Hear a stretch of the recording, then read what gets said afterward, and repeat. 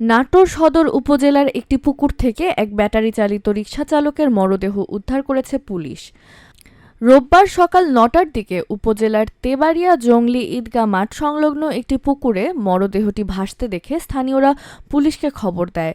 পরে ঘটনাস্থলে পৌঁছে পুলিশ মরদেহ উদ্ধার করে। নিহত কমল কুমার দাস সদর উপজেলার লেঙ্গুরিয়া মধ্যপাড়া এলাকার বাসিন্দা। তিনি প্রয়াত হীরালাল দাসের ছেলে এবং জীবিকার জন্য ব্যাটারি চালিত রিকশা চালাতেন।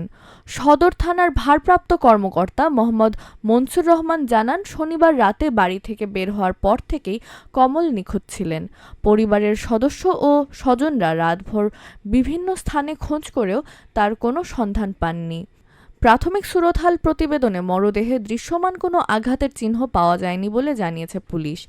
মৃত্যুর সঠিক কারণ নির্ণয়ের জন্য মরদেহ নাটোর সদর হাসপাতালের মর্গে ময়নাতদন্তের জন্য পাঠানো হয়েছে।